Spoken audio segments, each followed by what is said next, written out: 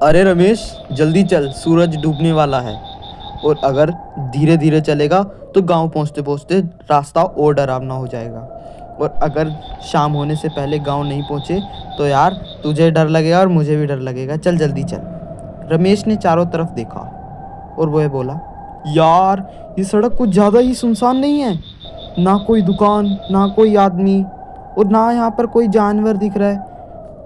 और भाई मैंने तो ना गांव वालों से सुना है कि यहाँ पर रात में भूतिया किस्से होते हैं, कोई चुड़ैल वुड़ैल का साया है यहाँ पे। भाई जल्दी चल, क्या पता हमारे पीछे भी कोई पड़ जाए। मोहन हंसा, पर उसकी हंसी में थोड़ी नमी थी। वह बोला, डरपोक कहीं का, बस ये आखिरी चौराहा है, पार कर ले फिर शहर आ जाएगा, इतनी टेंशन मत ले। और इतना डरेगा तो जिएगा कैसे? मैं हूं ना तेरे साथ, मेरे को डर नहीं लगता तो तुझे भी डर लगता। मैं तेरा दोस्त हूँ, तू बस मेरे साथ चल, तू डरे मत। दोनों ने ये बात तय तो कर ली, पर दोनों के मन में एक अजीब सा डर था।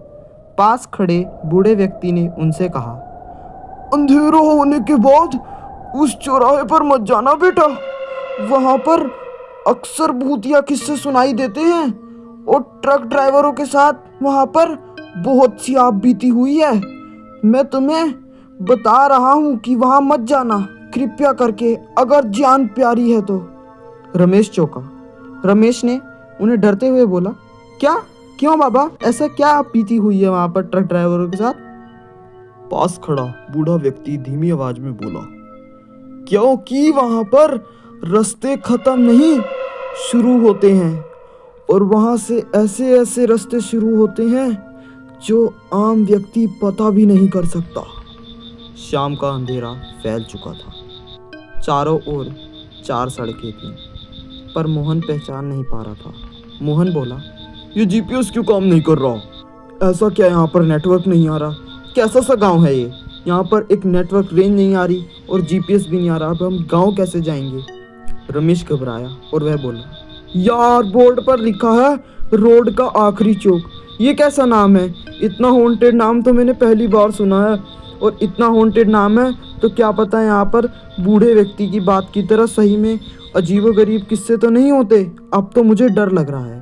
तभी पीछे से किसी की आवाज आई, इस रास्ते पर जाना है, कहाँ है तुम्हारी मंजिल, बोलो मुझसे। दोनों पलटे। एक औरत सफेद साड़ी में, बाल चेहरे पर गिरे हुए, लाल आंखें। मोहन बोला, शहर का रास्ता कौन सा है बहन जी? हमें शहर जाना है, पर हमें डर लग रहा है क्योंकि यहाँ रात हो गई है और हमारा जीपीएस भी काम नहीं कर रहा है। आप कृपया करके बता सकते हैं कि शहर का रास्ता कहाँ से है? तभी औरत हंसी और डरावनी आवाज में बोली, यहाँ से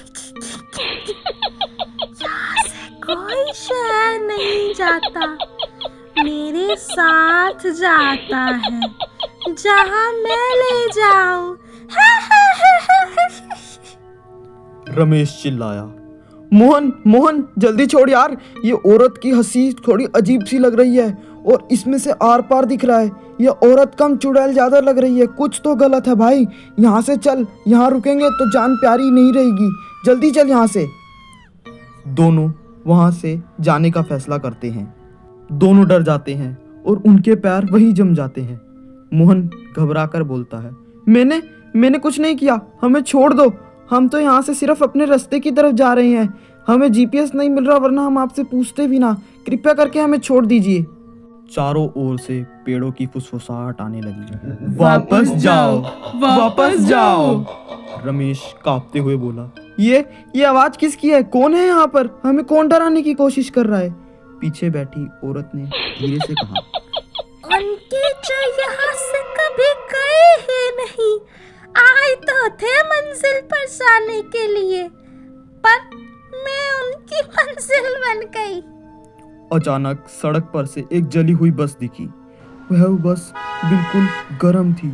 रमेश को याद आया, ये तो अखबार में छपी बस है जिसमें 20 लोग मर गए थे। ये वही बस है ना रमेश भाई?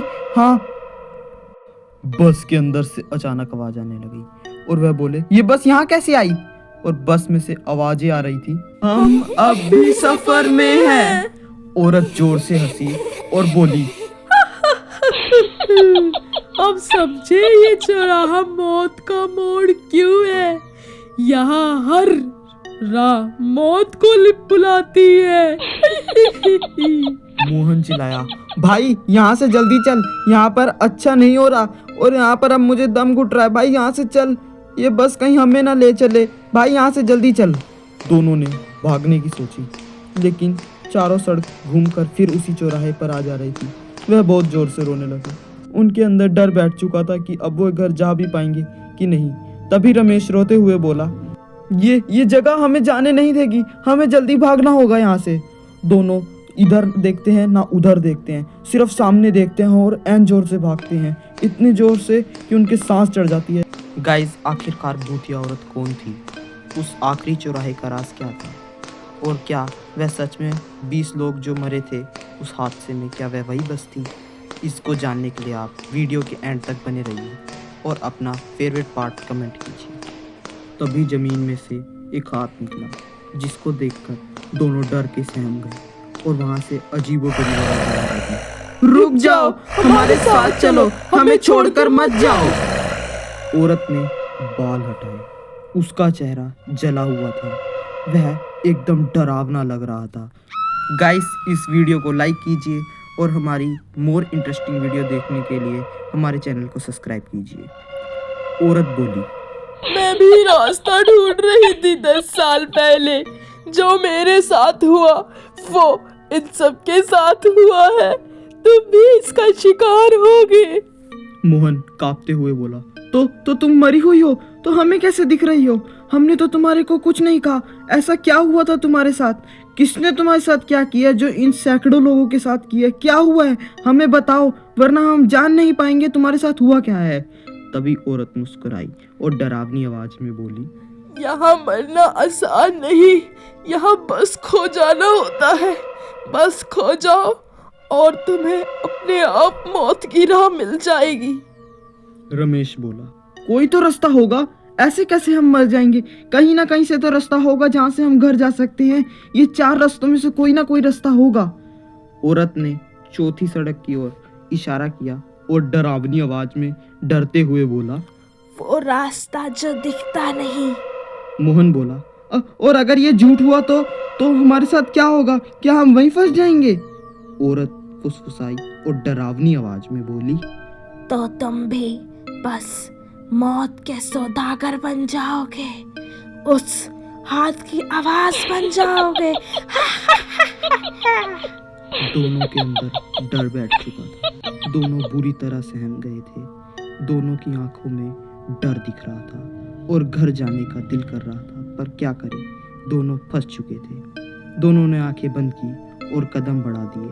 सुबह एक ट्रक ड्राइवर रुका। वो बोला, अजीब है यार, ए मुंडे इत्थे की करदे सी? एनू तो घर होना चाहिए था और ऐदा देख के लग रहा है कि एने नाल कुछ गलत होया सी। चल पूछदा हां, वेखां की हो गया एनू। चौराहे के बोर्ड पर लिखा नया नाम था, 3 आवाजों का मोड़। हवा में धीमी फुसफुसाहट गूंजी, किस रास्ते जाना है? क्या गाइस, अगला शिकार वह ट्रक ड्राइवर था और क्या वह दोनों लड़के मौत का सौदागर बन गए? गाइस, ये जानने के लिए वीडियो का पार्ट 2 देखिए।